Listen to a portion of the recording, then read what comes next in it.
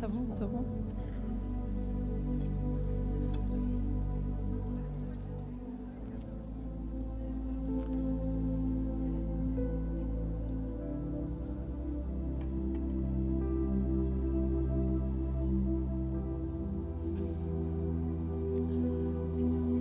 Pode colocar o QR Code já.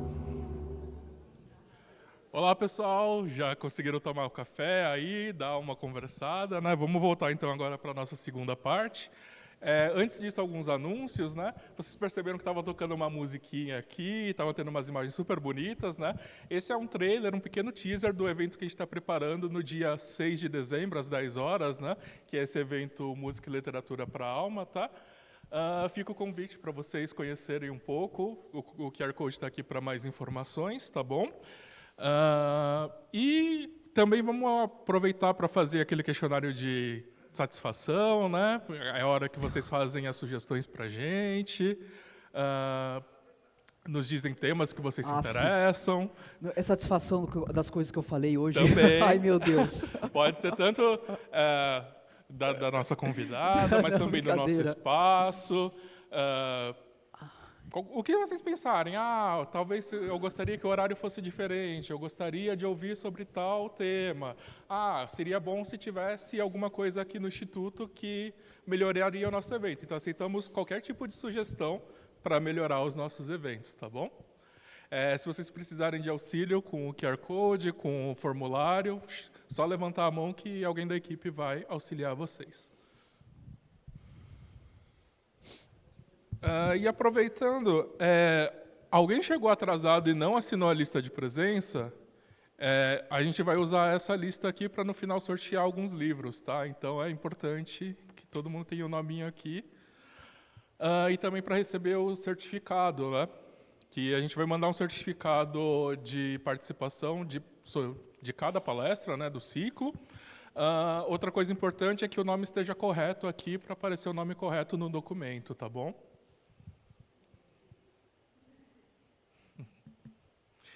Então, vamos deixar uns 2, 3 minutinhos para vocês preencherem e aí depois a gente volta.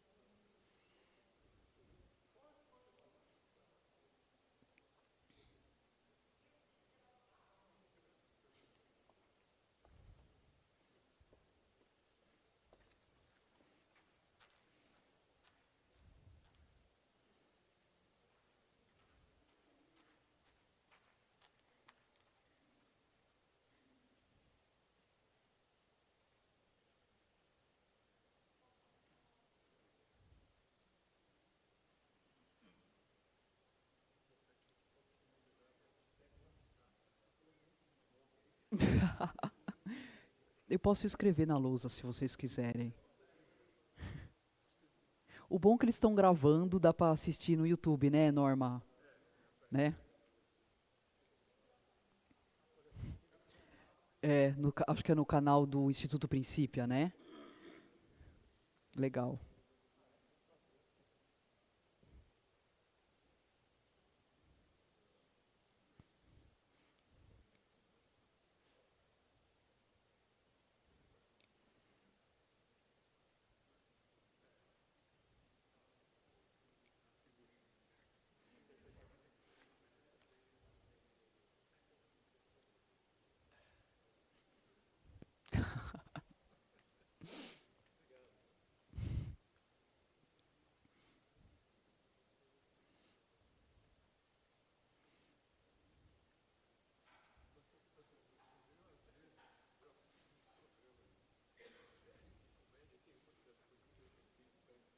Uhum.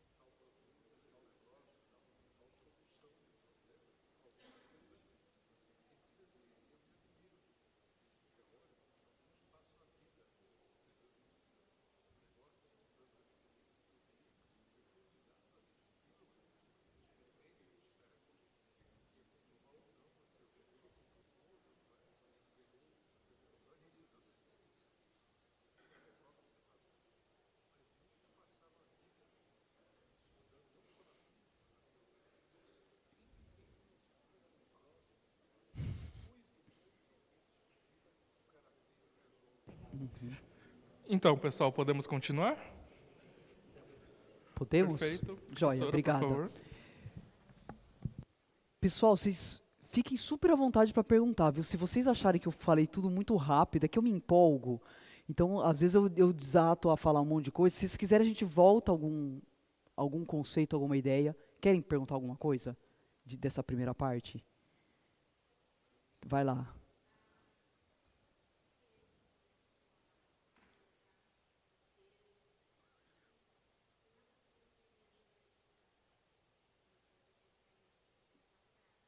Isso, não, exatamente, não faz. A pergunta que surgiu, que quando eu trouxe o peso da energia, por exemplo, numa equação como essa, eu não coloquei aqui a interação fraca. Por quê? Porque a interação fraca ela só acontece em processos de decaimento. Tá acontecendo, pode acontecer dentro de um próton, dentro de um nêutron, dentro de um núcleo, isso acontece, mas é quando tem decaimentos atômicos ou decaimentos de partículas que aparece a interação fraca. Por isso que aqui eu não falei dela, porque ela não tem o mesmo significado da interação como a cola que gruda o sistema, como as outras três. A interação gravitacional tem o significado de uma cola tipo gravitacional que gruda sistemas planetários, sistemas solares. A interação eletromagnética tem um significado de uma cola do tipo eletromagnética que gruda átomos e moléculas. A interação forte tem o significado de cola. Vamos voltar aqui um slide. Aqui, ó. A interação forte tem o significado de cola, que gruda tanto núcleos quanto os quarks aqui. Por isso que eu não falei quase nada da interação fraca. Tá? O que mais? Querem perguntarem mais?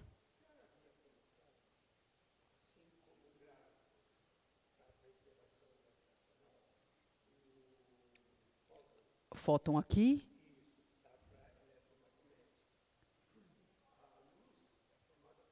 Isso. Sim, pode. Toda a radiação, não é só luz. Raio-X, raios gama, ondas de rádio, radar, todo aquele espectro de ondas eletromagnéticas são formados de fótons. São ondas formadas por campo elétrico e campo magnético, que caminham no vácuo com a velocidade da luz.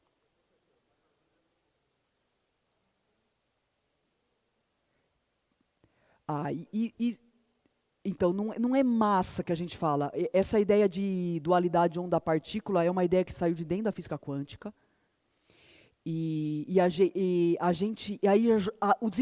A junção dessa ideia com a física de partículas é que levou à quantização do campo. Então a gente fala que uma onda eletromagnética é formada de partículas tipo campo, que são os fótons. Todas essas colas, com o desenvolvimento, que é aquele desenvolvimento que eu pus aqui, daqui a pouco eu vou colocar de novo os anos, para vocês terem um eixo histórico. Com o desenvolvimento da física de partículas e da física quântica, essa ideia de que o campo, que a energia é granular, que a energia não é contínua, a energia é discreta. A energia ela não pode assumir qualquer valor. Ou seja, são pacotes discretos. Essa ideia foi incorporada na física de partículas. Então, tudo que existe são partículas. Mas você fala assim, então qual a diferença de uma partícula tipo o elétron e uma partícula tipo fóton? A diferença é que é uma partícula tipo campo e uma partícula tipo massa. Tem diferença no comportamento. No comportamento quântico, inclusive. Umas são bósons, outras são fermions. Você falou de bóson, né, no início. Tem um comportamento diferente, um comportamento matemático. Essas partículas tipo campo, elas são mais etéreas. Eu não gosto dessa palavra, pessoal. É difícil colocar esse comportamento matemático em palavras. Porque é partícula mais etérea, é tipo campo. São partículas mediadoras das interações. Tá? Que mais? Aí a gente parou aqui, dizendo que a energia pesa na balança, tanto quanto objetos massivos, tanto quanto coisas que têm massa, e no caso de átomos, a porcentagem... E aí, já é esquisito a energia pesar, e como a energia dos sistemas ligados é negativa, ela pesa ao contrário. E é uma imagem que a gente faz para dizer que o sistema pesa menos que a soma das partes massivas. Tá? Essa é uma grande implicação da relatividade de Einstein, da fórmula do E igual a mc2. Uma grande implicação. E aí quando você vai no âmbito, né, na escala dos núcleos, você pega um núcleo, a mesma coisa, o núcleo pesa, o próton pesa, o nêutron pesa, e a energia também pesa. Só que ela pesa ao contrário. E no caso da física nuclear, essa diferença de massa entre os constituintes massivos e o sistema como um todo é totalmente detectável. É grande essa diferença de massa. É por isso que Lavoisier sobreviveu, porque a física nuclear só começou a ser desenvolvida depois da década de 1930. Sobreviveu. E vale no contexto da química, vale no contexto de reações químicas, porque no âmbito das moléculas... você percebe que tem uma gradação aqui de macro para micro? Então, quanto mais microscópico é o sistema, maior é o peso da energia. Essa porcentagem vai aumentando e essa vai diminuindo. No caso do átomo de hidrogênio, do átomo, 99% do peso do átomo é devido ao próton. 99,9999, até encaixar aqui, é devido ao próton. Então é uma porcentagem muito pequena. Aqui, a gente não pode dizer que 99% é a diferença aqui. 0,12% já tem a matéria, né, a energia pesando. E então, olha, nessa ordem, aqui, vou repetir o que eu falei, quanto mais microscópico é o sistema, maior é o peso da energia. Qual que é o próximo sistema aqui da nossa escala? O próton. Então vamos ver como é que fica dentro do próton. O que é o próton? O próton também é formado de pedaços, de partes. Que partes? São 3 partes. 3 quarks, que são aquelas partículas batizadas de quarks. Então, hoje a gente conhece, vou pôr o nome dos quarks aqui para vocês se localizarem. Nós conhecemos 6 quarks hoje. E os nomes vêm do inglês. Até um tempo atrás, os nomes vinham do grego, né? As letras gregas. Agora, depois da Segunda Guerra Mundial, os nomes começaram a ser tudo em inglês. Então, quark up, quark down, quark strange, é um quark estranho, um quark charmoso, bottom e top. Esses 2 quarks são os mais leves. São esses 2 que formam os prótons e os nêutrons. Ou seja, a matéria conhecida, a nossa matéria da terceira dimensão, universo material, que forma os átomos, é formada pelos quarks mais leves que tem, o up e o down. O down é um pouquinho mais pesado do que o up, um pouquinho mais maçudo. Então, o próton, ele tem 2 quarks up e um quark down. E o nêutron?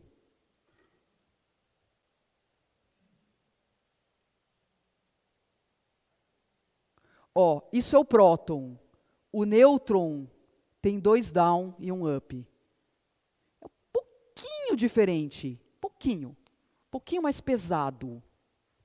E se ele é um pouquinho mais pesado, ele pode decair e se transformar num próton. Ó que regra interessante. Tudo que é mais pesado pode se transformar no que é mais leve, seguindo regras de natureza. Então, esse quark aqui pode se transformar nesse. E isso acontece dentro do átomo. Nêutrons se transformam em prótons, emitindo neutrinos, antielétrons e partículas. Tem uma regra também de decaimentos. Então, esse quark pode virar um up e virar um próton. Essas coisas podem... Seguindo as regras de conservação de energia, conservação de carga e conservação aqui dos números bariônicos, pode acontecer tudo.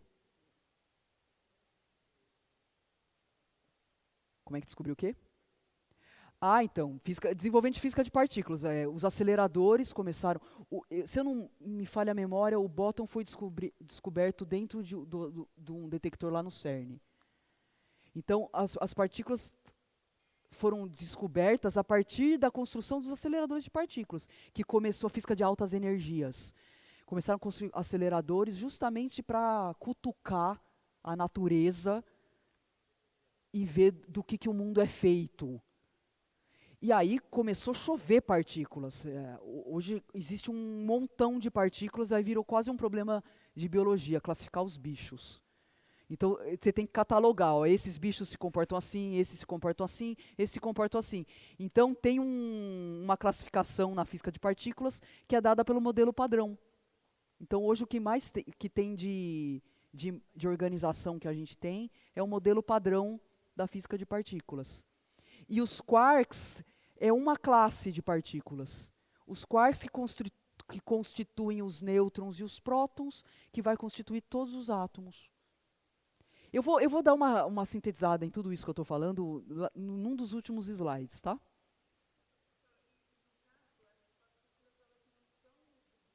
Nossa, mas assim, o visível já está nem o átomo é visível. Quer ver? Ó, vamos pôr uma escala aqui para vocês terem ideia de tamanhos.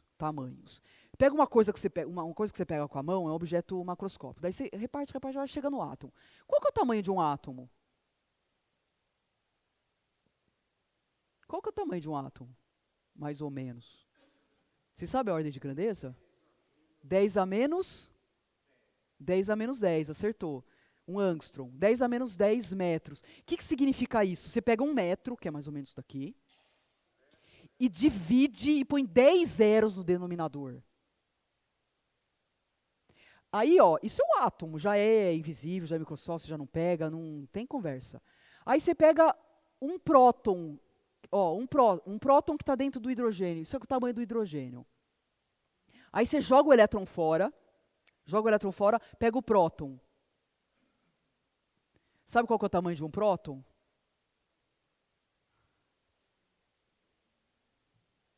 Dez a menos 15. Põe mais 5 zero embaixo. Então, o próton está aqui, o elétron está aqui girando em volta. O elétron é uma partícula elementar, que não tem tamanho. E o próton tem um super tamanho, 10 a menos 15.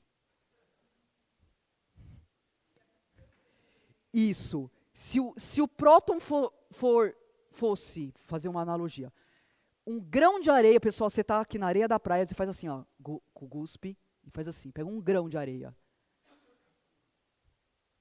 Se o próton fosse um grão de areia, o elétron estaria girando em torno dele numa distância de 100 quilômetros, daqui até Campinas, girando assim em volta de um grão de areia, 100 quilômetros de distância.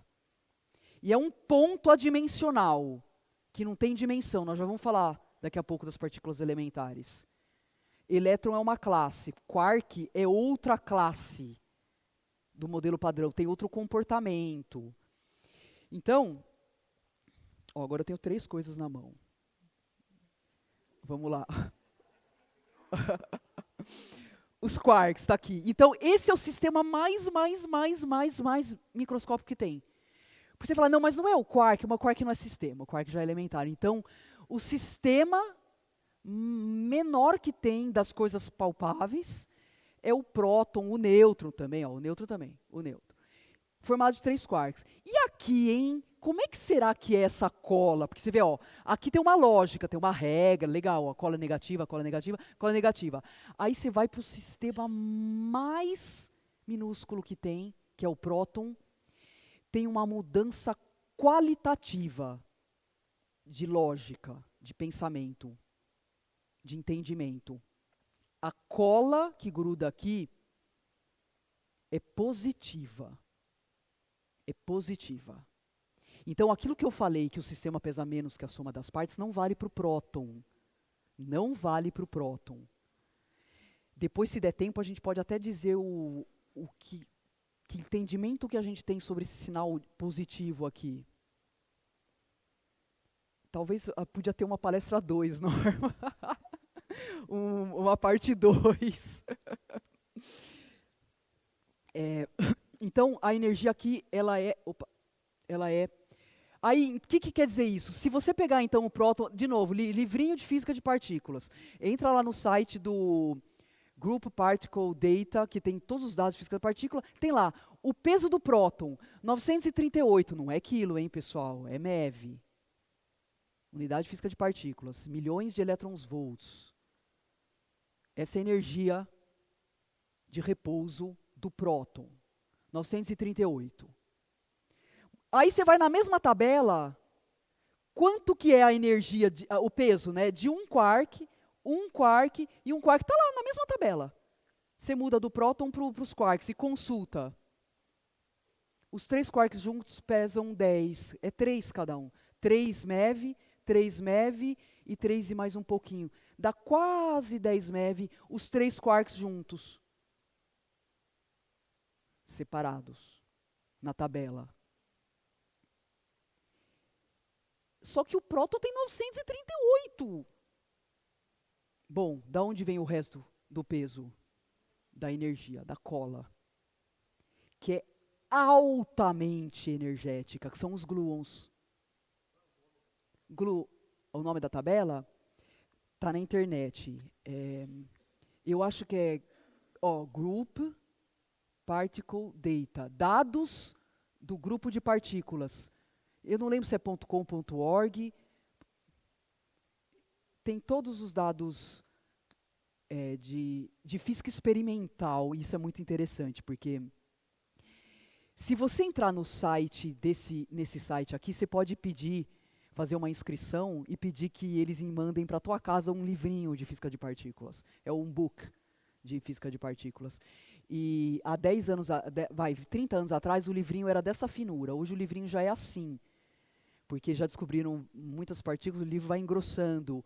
E é muito doido, porque todas essas medidas que estão nesse livrinho é de física experimental. Pessoal, não é número teórico, é física experimental. Os caras medem nos aceleradores, e aí tem lá, melhoraram a medida do peso do próton. Era 938,0... Estou inventando aqui, daqui para cá já não decorei. Estou inventando zoom. Aí tem uma incerteza aqui, não sei o quê. Melhoraram, mudou essa casa aqui, Melhorou a medida experimental. Isso é ciência, pessoal. Isso é fazer ciência.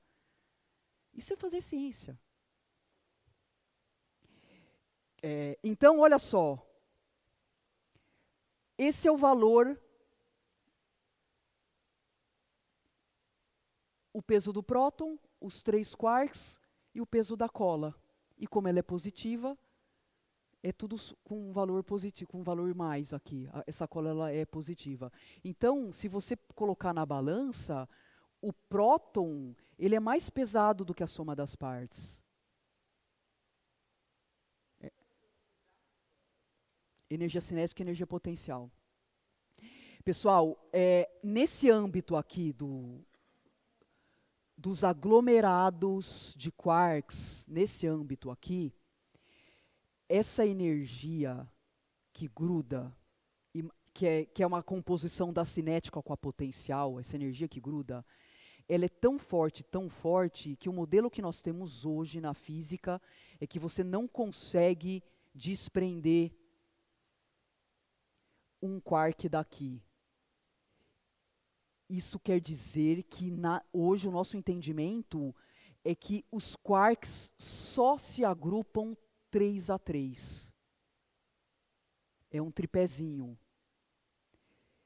Toda a constituição da matéria atômica de átomos é baseada nesse tripézinho. 3 quarks no próton e 3 quarks. Não tem um aglomerado de 2 quarks. Não tem um aglomerado de 4. São 3. E tem regras matemáticas, modelos que explicam isso. Então, essa energia ela é tão forte que você não descola um quark daqui. Não descola. Porque se você conseguisse, se é destruir a matéria. O próton e o nêutron é a coisa mais substância do universo.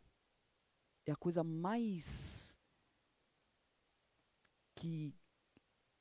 Entendem? É a coisa mais substância. É a coisa mais... Pois não.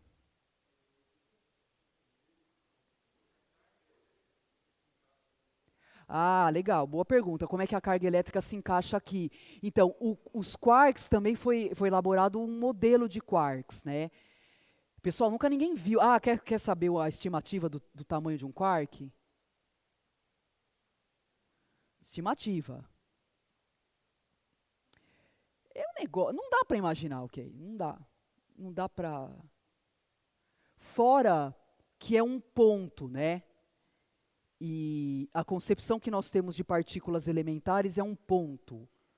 O ponto, ele é adimensional. Na geometria euclidiana, né, ponto, reta, plano, o ponto é dimensão 0. Reta é a primeira dimensão. Plano que é 2 dimensões. Espaço é tridimensional. O ponto não tem dimensão. Então, a concepção que nós temos de física de partículas é um ponto que não dá para ser dividido, ou seja, é um ponto sem tamanho. Você fala, mas por que eles estimam um tamanho, então? Aí, assim, são aquele, assim, nós já estamos numa coisa tão abstrata, tão distante do entendimento, que é o modelo, matemática, tudo assim que você fala, tem uma maneira de estimar. Eles jogam energia, dão um tranco aqui, e eles conseguem calibrar onde que possivelmente está esse quark. Mas isso assim, é física de altas energias, é o que eles fazem lá no CERN. O CERN é aquele acelerador, Conselho Europeu de Pesquisas Nucleares, onde tem o maior acelerador, que é o LHC, Large Hadron Collider, que é o colisor de hadrons. Hadrons é o nome dos quarks, tá? É o segundo, a gente chama isso aqui de hadrons. Hadrons é esses aglomerados aqui de quarks. E eles fazem essas colisões com essas partículas de altíssima energia. Então, tem estimativas de onde que está, e eles conseguem, não é que eles conseguem arrancar, eles conseguem trocar um quark daqui com o quark do meio externo. Então, isso existe, mas é uma troca que tem que voltar outro para cá para manter a integridade do próton e a integridade do nêutron. Mas isso também vai ficar para uma parte 2, se vocês quiserem. A gente pode pensar num aprofundamento aqui. É um negócio bonito, mas é muito, muito abstrato. Muito. Então, os quarks, eles pesam muito menos, 1%, 1% do peso do próton. Pessoal, eu estou falando de todos os prótons do universo. Os prótons que tem aqui, os prótons que tem nessa cadeira, os prótons que tem aqui, formando seu corpinho. Os prótons dos átomos do seu corpo, 99% do peso deles, massa, que é atraído na balança, e dá o seu peso na balança, é da energia. É da energia, é da cola. É da cola. Então, olha só. Olha só. Aí você fala, bom, e aí? E o que isso quer dizer? Você está falando lá do próton. Pois é. Toda a matéria palpável, concreta, visível, que você pega, que você toca, que você come, tudo que você é formado de átomos, que tem núcleos, que tem prótons, 90%, 99% do peso de tudo que existe é das energias. Um anterior, esse aqui.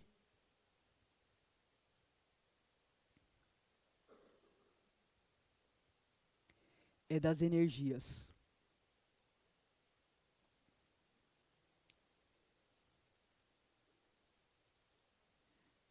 Bom, e eu com isso, né? Se você é uma pessoa de 50 quilos, na balança, você tem aproximadamente 25 gramas de elétrons dentro de você, 1,5 kg de quarks e 48 quilos e meio de cola, de energia. Então, quase que desapareceu o conceito de massa. É energia que está pesando na balança. É a energia de interação e a energia do movimento, energia cinética. Matéria mesmo, massa. Ah, e a matéria newtoniana, pessoal, o conceito de matéria foi inventado com Newton, no livro dele, Principia. Ah, o nome do instituto aqui. Principia. Vou fazer um eixo histórico aqui. Vocês pensaram, era no livro do Newton, quando você, com certeza, né? O pai da, nossa senhora. Cada vez que eu estudo Newton, minha admiração centuplica para tudo que o Newton fez e falou.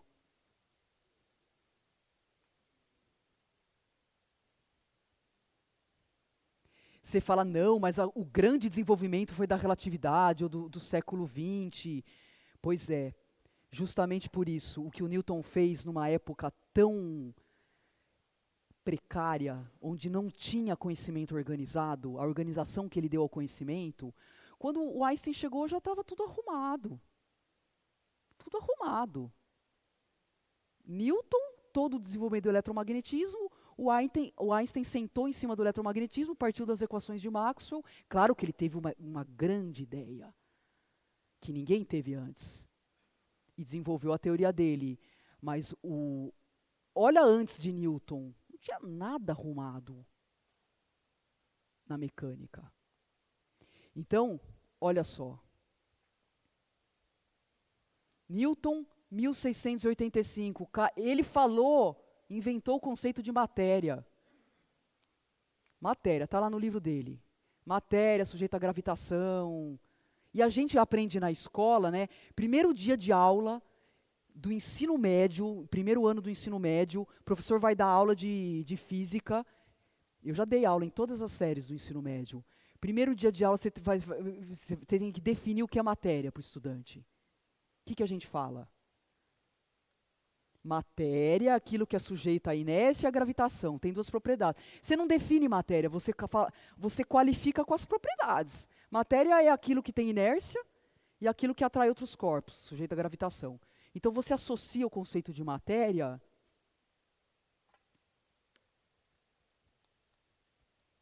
a duas propriedades: inércia e gravitação, gravidade. É a matéria que atrai a matéria que é dotada de campo gravitacional, né? E, 4 séculos atrás.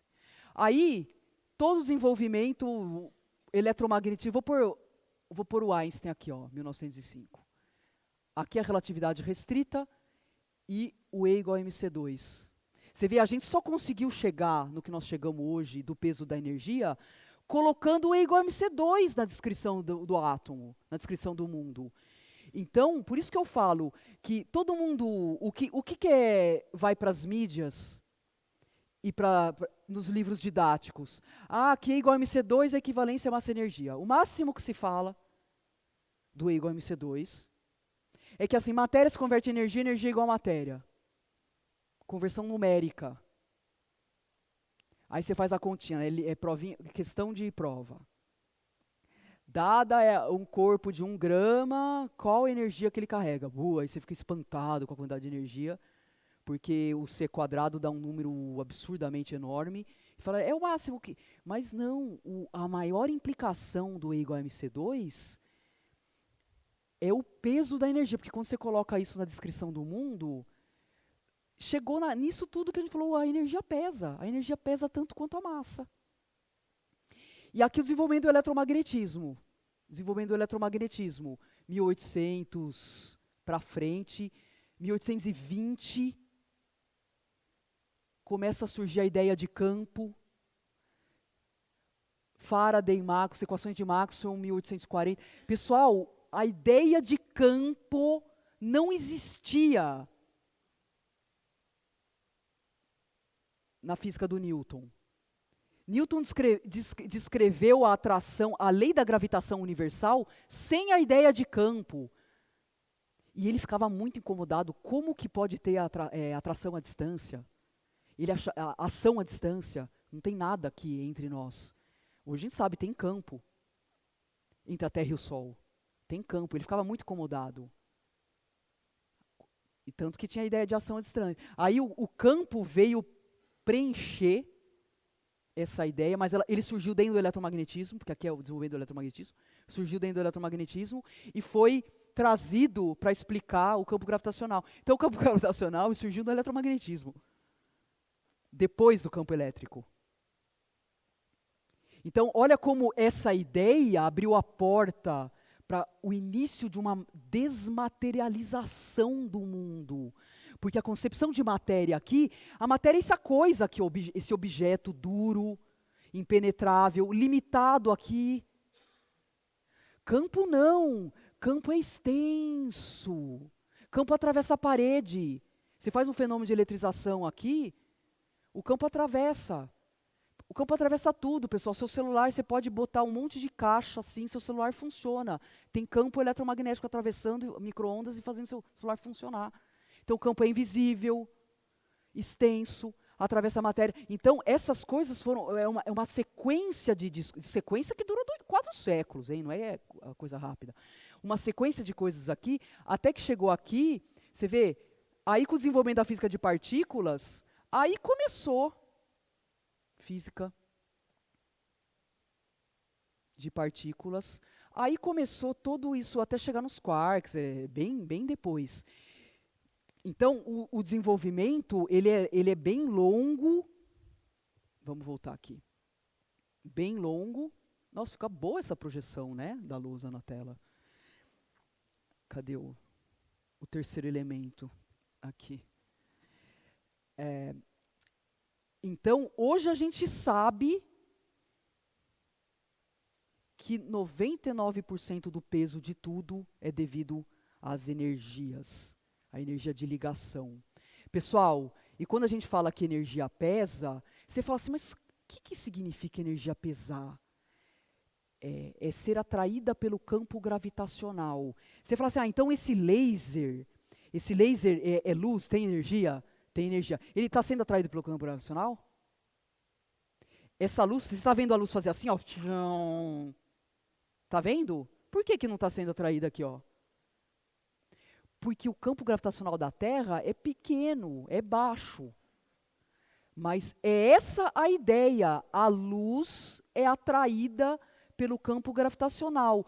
Tanto que, quando Olha a continuidade do pensamento, relatividade restrita, aplicada a sistemas microscópicos, a energia pesa na balança.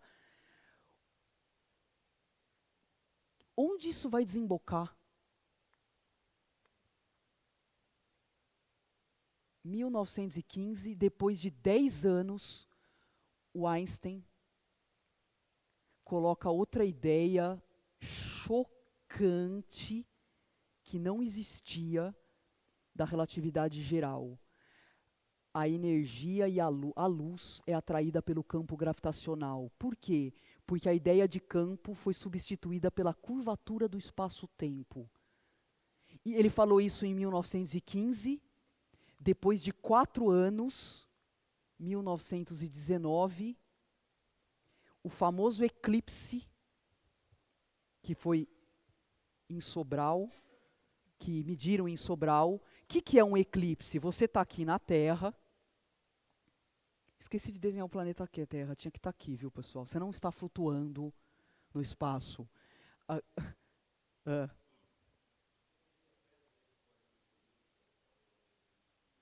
Eu já vou falar de energia escura. Nós ainda estamos em 1915, tá bom? Então você está aqui no planeta Terra. Aqui está o nosso Sol e tem uma estrela atrás do Sol. E pelos princípios da ótica geométrica, que a gente aprende na escola, a luz anda em linha reta, né? Não anda em linha reta a luz? Anda em linha reta, tá vendo? A luz anda em linha reta. Pois é, anda em linha reta, exatamente. Aí o que eles verificaram? A previsão da relatividade geral é que a luz faria uma curva e seria atraída pelo campo gravitacional do Sol. Um raio de luz faria uma curva e a gente aqui na Terra poderia ver essa estrela. E foi exatamente isso que aconteceu. Eles mediram a deflexão da luz dessa estrela, e eles sabiam que essa estrela estava atrás do Sol, porque a posição das estrelas é fixa, tudo isso era conhecido. Eles mediram essa deflexão, e o pessoal que estava aqui na Terra conseguiu enxergar essa estrela, que pela ótica geométrica você não consegue enxergar algo que tem um obstáculo na frente. Você consegue enxergar minha mão aqui? Então, isso é ótica geométrica. E mais, você ainda por cima vê duas, porque tem 2 raios que fazem a curva e vão parar nos seus olhos. Você vê a imagem virtual de 2 estrelas. Como é que é o nome desse fenômeno tão conhecido em astrofísica? Lentes gravitacionais, exatamente, lentes gravitacionais. E hoje a gente tem já fotos, isso aqui é fotos de imagens de 2 estrelas, fotos dos telescópios. A Terra está aqui, tem uma quantidade de massa muito grande, uma estrela que é um objeto, que é uma fonte de luz distante, a luz desvia por esse acumulado de massa, e você consegue detectar medir, né? 2 raios e forma 2 imagens virtuais. Qual que é a ideia da curvatura, pessoal? É um negócio muito interessante. Eu trouxe até uma folha de papel para mostrar para vocês. É uma ideia muito interessante. A ideia que foi lançada, né, que foi lançada na relatividade geral, é que toda massa, objetos com massa, deformam o espaço-tempo à sua volta. Então, se você pegar, por exemplo, essa folha de papel, imagina que esse papel é o espaço plano, que nós estamos acostumados. Geometria plana, eixo cartesiano XYZ, ortogonais, geometria que nós estamos acostumados. Se você considerar o espaço plano e põe uma massa aqui muito grande no centro desse círculo, isso aqui seria o espaço plano. No espaço plano as medidas são todas conhecidas. Quanto mede o comprimento desse círculo? 2πr, depende dessa distância aqui. Vamos colocar o raio aqui. Depende dessa distância aqui. Quando você coloca uma massa muito grande, o espaço, que é esse tecido, ele vai ficar deformado. O que, que seria o espaço deformado? Será que é isso daqui? Ou isso daqui? Não. Fazendo assim, o círculo continua tendo 2πr. O espaço curvo deformado por essa massa é isso aqui, ó.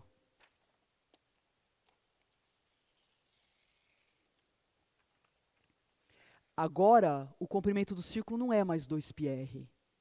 A métrica aqui para medir distância não é mais a régua euclidiana. Essa régua que você tem aí, o seu metro, não vale mais para medir distância aqui, no espaço curvo. Como é que você mede distância aqui? Com a teoria, com a relatividade geral. Cálculos super complicados. Quem faz astrofísica estuda bastante relatividade geral, mas é uma métrica completamente diferente. Então, se no espaço plano a luz anda em linha reta, e anda, a luz anda em linha reta no espaço plano, é o MRU, movimento retilíneo uniforme, a menor distância entre dois pontos, princípio da minimação, luz anda em linha reta. No espaço curvo, ela não anda em linha reta. A menor distância entre dois pontos no espaço curvo é uma curva chamada geodésica. É a menor distância que a luz pode andar com essa velocidade. Princípio da minimação aqui.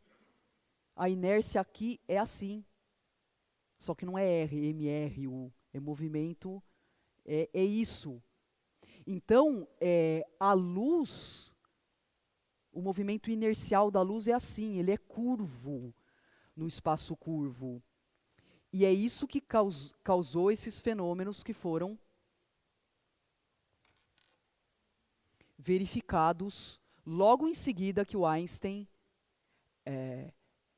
lançou a teoria da relatividade geral. Então, olha a continuidade de pensamento. A energia pesa nos sistemas microscópicos. A energia pesa. É a mesma ideia.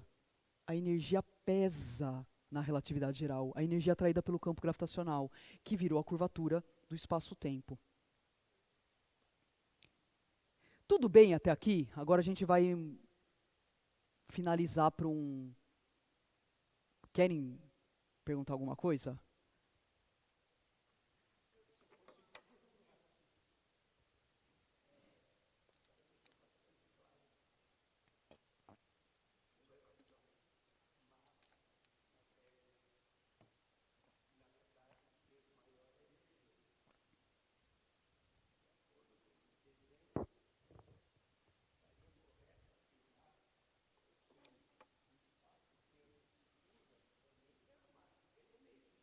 Não, na verdade, a causa, né, o que faz esse espaço-tempo curvar, isso, é a energia dessa estrela.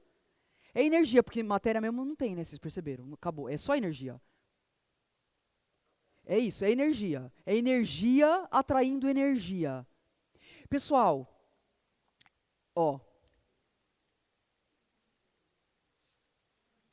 do que isso aqui é feito? Energia. Você fala assim, então esse laser está sendo atraído pela Terra? É massa da Terra atraindo a massa do laser? É a energia, porque a Terra é formada de átomos, que é formado de núcleos, que é formado de prótons. 99% da matéria, entre aspas, do planeta Terra é a energia. Aqui é a mesma coisa. Então, desapareceu o conceito de massa. É energia. Energia atraindo energia. Aí você fala assim, bom, se 99% do peso da massa, de tudo que existe, vem das energias, como é que eu explico a massa dessas partículas aqui, que são as partículas elementares? Que é o 1% que falta. Porque se as partículas elementares fossem sistemas, eu usaria o mesmo raciocínio. A massa do sistema é dado pela soma das partes, mas a energia 99%. Vocês entenderam, perceberam isso? Mas a gente para o raciocínio na física de nas partículas, nas partículas elementares. Porque aqui não tem dentro. Não tem dentro. Não tem dentro e não tem dentro, porque elas são elementares. São consideradas ponto. Ó, dá para enxergar que tem um ponto aqui? São os pontos. Porque se tivesse dentro, teria cola. Teria partes. E a gente... Então, como é que a gente explica esse 1% de massa das partículas elementares? Porque a massa disso aqui já foi totalmente compreendida pela relatividade restrita. 99% da massa dos objetos vem da energia. E como é que eu explico a massa das partículas elementares? É aqui que entra o bóson de Higgs, a partícula de Deus, que foi descoberta no CERN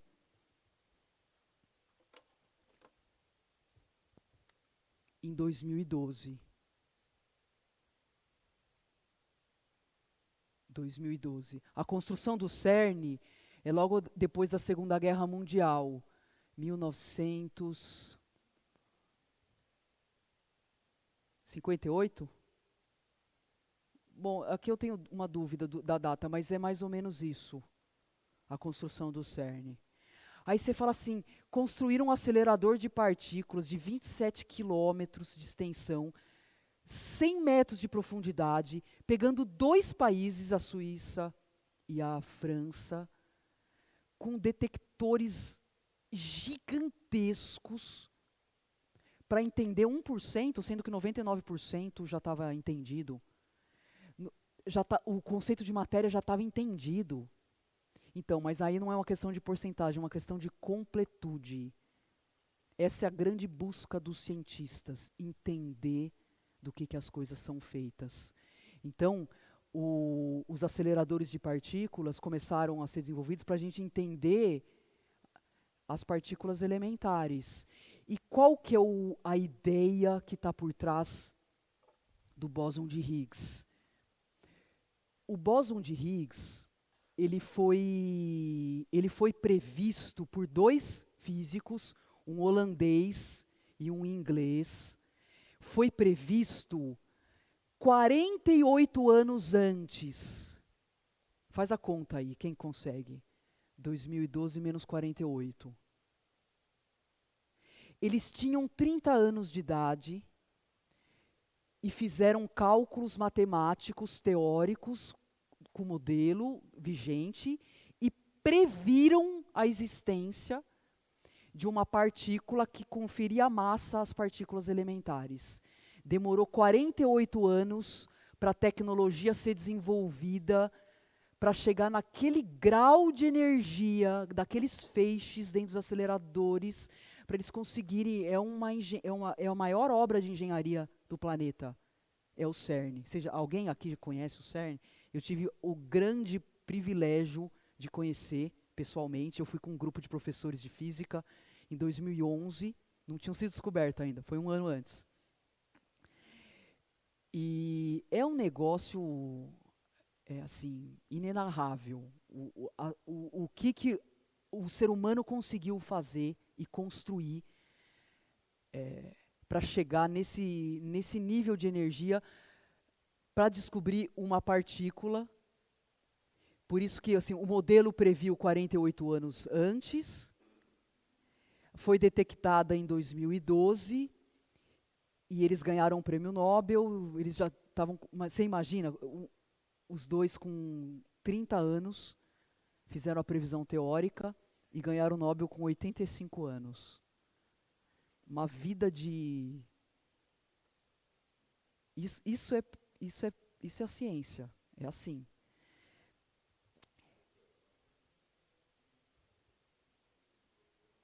Sim. Sim, eu tive no Sirius também, mas os objetivos são diferentes. O LHC, que é onde foi feito esse experimento, eles fazem colisão de feixes de prótons, né? Eu tinha tanta coisa para trazer para vocês, mas eu tive que cortar um monte.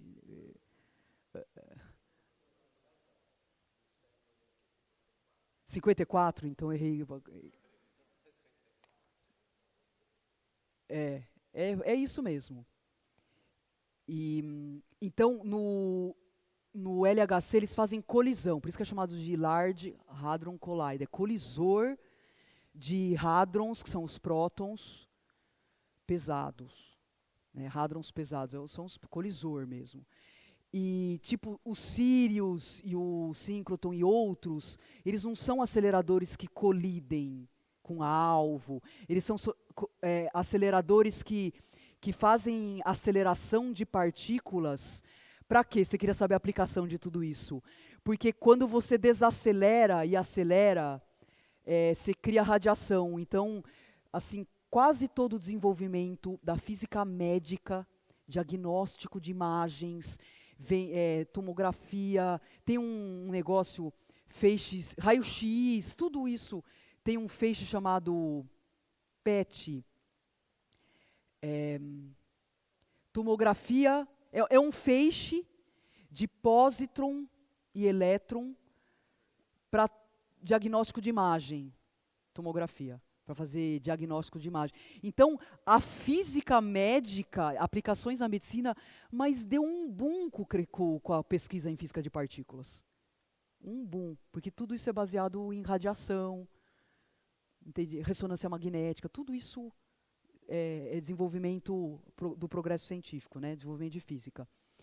Então, eles desenvolveram, eles fizeram essa previsão, e qual que é, você vê, olha a ideia que está por trás. Que eles pensaram? Eles estavam tentando resolver uma equação de energia, e a equação não dava certo. Tentavam resolver e a equação não tinha solução.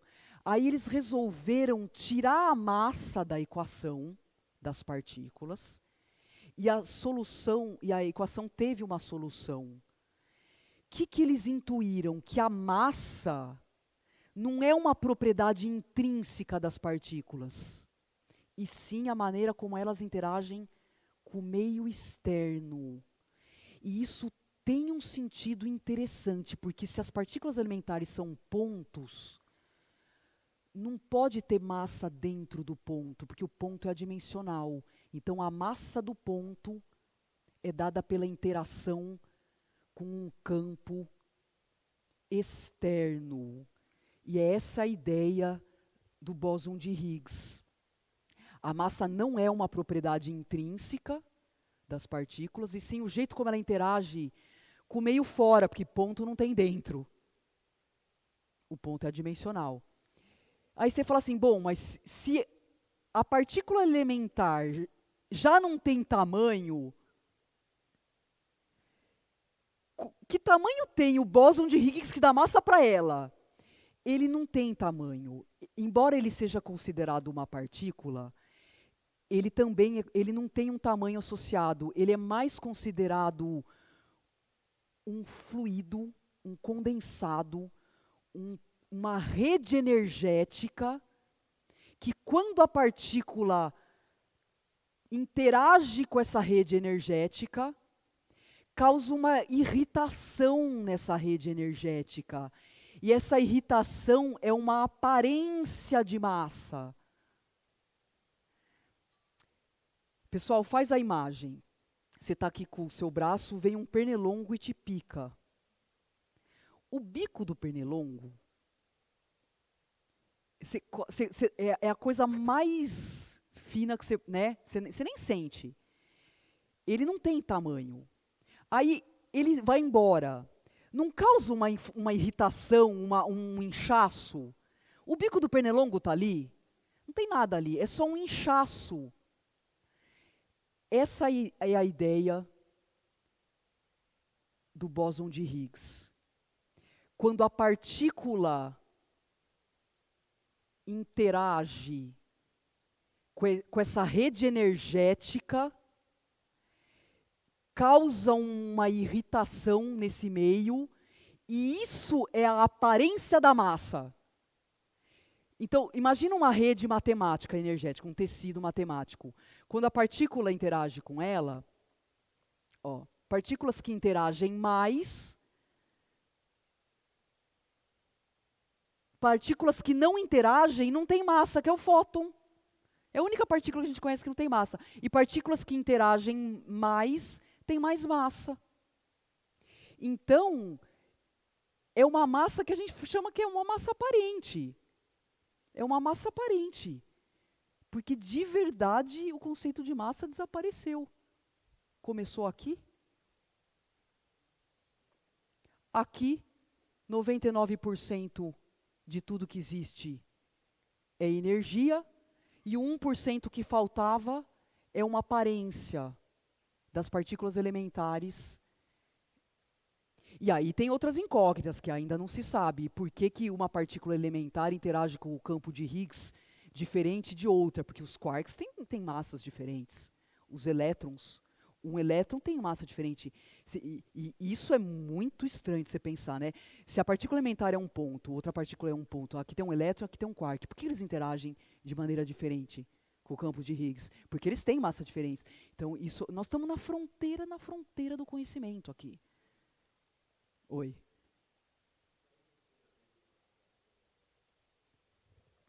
Não, isso aqui é um pano de fundo muito mais complexo, abstrato, fundo. Tanto que demorou 48 anos para desenvolver uma tecnologia para conseguir descolar um grão desse caldo do campo de Higgs. É como se você isolasse uma gota do oceano. Então, o campo de Higgs é um pano de fundo que dá massa às partículas elementares. É a coisa mais abstrata que você pode... É uma dimensão. Então, que dimensão é essa? Que estado na matéria é esse? É matéria. O vácuo é matéria. Então, assim, tem camadas. E assim, na física de partícula, a gente nem dá mais nomes. Terceiro, quarto estado, quinto estado, a gente nem se preocupa com isso. São coisas... O vácuo é cheio de quark e antiquark. Precisamos ter uma parte 2, pessoal. Só para eu falar do vácuo. Porque agora não dá. Mas o vácuo é cheio de matéria. O vácuo que explica a existência do próton já é uma camada. O campo de Higgs é outra camada. É como se fossem panos assim de fundos. E aí, mais energético, daí vai chegar até chegar a matéria grosseira, baixa energia. Grosseiro.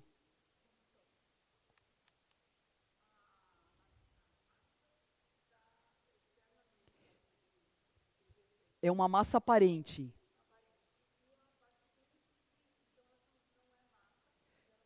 Ela é ponto. Não tem dentro do ponto. O ponto é adimensional. Então, tipo, não dá para pensar. Não dá. Nós estamos no limite da nossa compreensão. Por isso que a matemática vai. A matemática vai. A matemática ela é lógica. A matemática não tem discurso, não tem palavra. Ninguém fica... Não, a matemática é um trilho lógico, ferramental, simbólico, com operações que ela leva. Tanto é que o pensamento da física é estruturado pela matemática.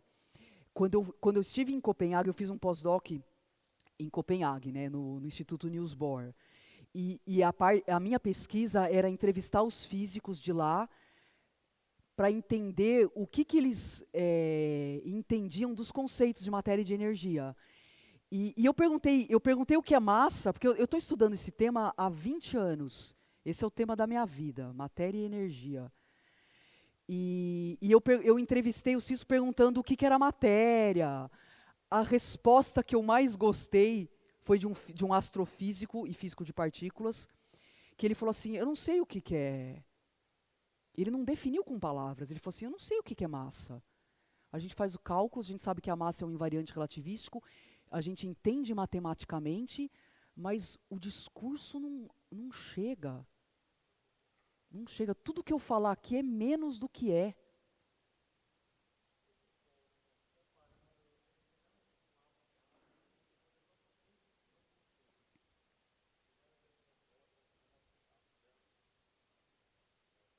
Que bóson?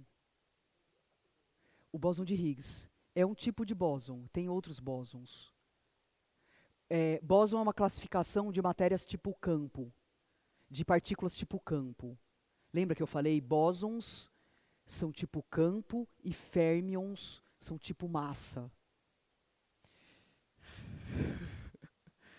Parte 2, vamos falar de quarks e de vácuo, mas não vai ser, não consigo falar mais do que isso, sem mostrar para vocês. Então, pessoal, voltando ao primeiro slide. Tudo que existe, essa enorme diversidade de coisas que formam os sistemas e que dá os 4 tipos de sistemas da natureza, que são as 4 forças da natureza.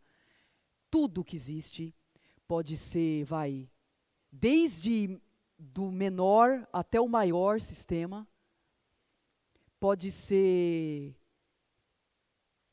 considerado, ou seja, é constituído de partículas elementares e uma energia de ligação. Tudo que existe. As partículas elementares, em última instância, para a matéria visível, tem outras partículas elementares, mas a matéria principal do universo, que é essa que a gente lida no nosso dia a dia, são quarks e elétrons, que é aquilo que eu falei, que você tem 25 gramas de elétrons, 1,5 kg de quarks, o resto é energia. E a cola são os campos e as energias. E com a quantização a gente acaba dizendo que são partículas mediadoras, tipo pions, gluons, fótons, são as partículas mediadoras do campo, de campo.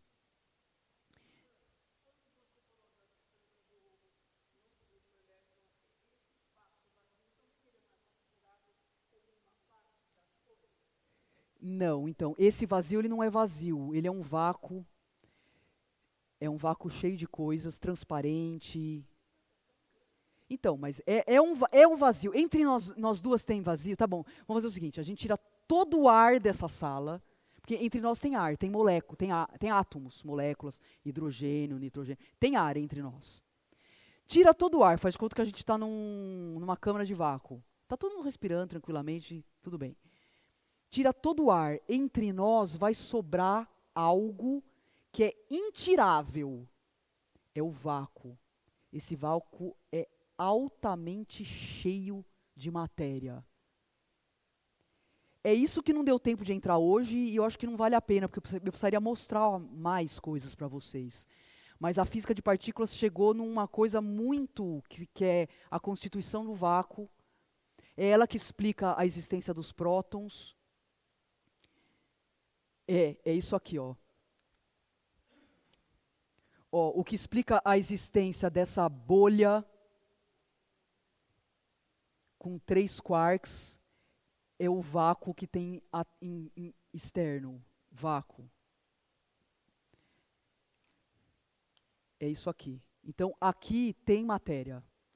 Mas aí eu pergunto, Elaerte, que estado de matéria? Você vê, a gente nem fala, mas estado da matéria é uma coisinha que vai para a escola. É uma coisa assim, vamos falar dos 3 estados da matéria. Aqui já está tudo... Que estado de matéria é esse? É matéria, isso aqui é matéria. Isso aqui é matéria. O campo de Higgs é matéria. Então, isso aqui é matéria. Mas é matéria ou é energia? Energia. O conceito de matéria foi substituído por energia. Então, pessoal, e o bóson de Higgs entra para dar massa nas partículas e nas partículas. Então, se a gente desligasse o bóson de Higgs do mundo, a massa dos objetos ia desaparecer? Não, porque 99% da massa de tudo que existe é das energias. O bóson de Higgs só atua no 1% das partículas elementares. Então isso é uma coisa também que é divulgada erroneamente. Descobriram o bóson de Higgs que dá massa a tudo. Não. Bóson de Higgs só dá massa para as partículas elementares. 1% de tudo que existe. 99% já foi explicado com a relatividade. É a energia que pesa na balança. Pessoal, acho que acabou. Fim.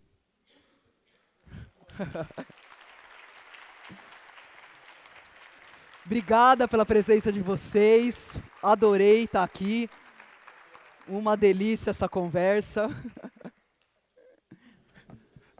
Acho que a gente vai ter que chamar a Fabiana de novo, não é isso, gente? Perfeito. Bom, antes de liberar vocês para irem para casa, eu prometi um sorteio, né? Tudo certo aí em cima, produção? Você quer tirar uma foto com todo mundo?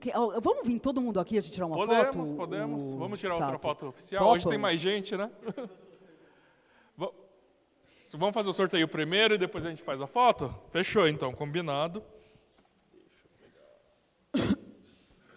Quem que quer o espaço curvo para levar para casa?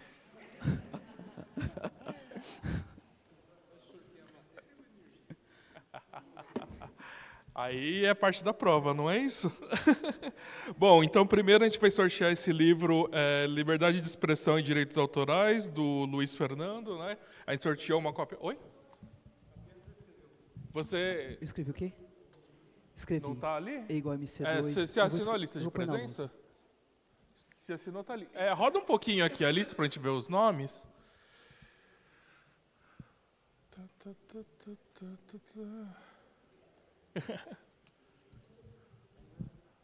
Isso, está em ordem alfabética. Podemos então sortear? Bora! Oh, Francisco Antônio Conte. Opa, por favor. Ah, Francisco, muito bom. Aqui, ó, uma boa leitura para você, tá bom? Temos mais um livro para sortear. Agora a gente vai sortear este livro aqui, Antártica, Ártico e Mudanças Climáticas, né, dos nossos colegas lá do Grupo Interantar. Então vamos ver quem vai receber o livro. Roberto. Opa!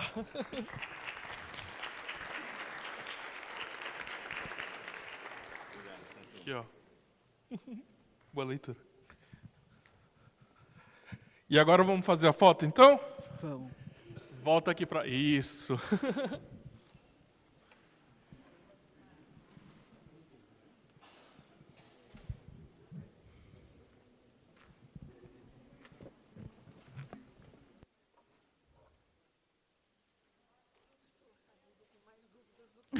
Que bom.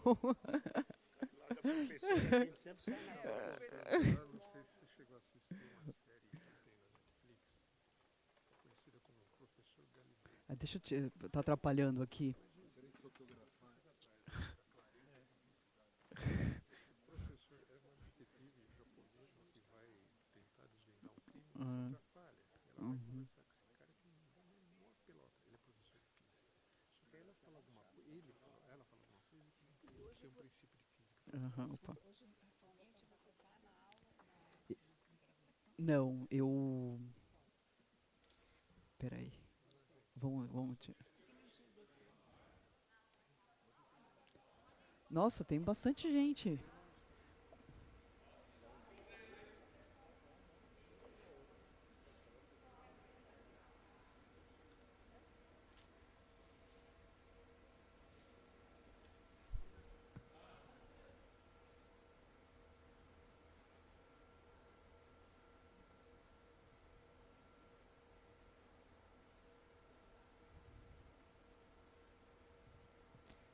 Cecília, faz uma foto com assim agora, por favor.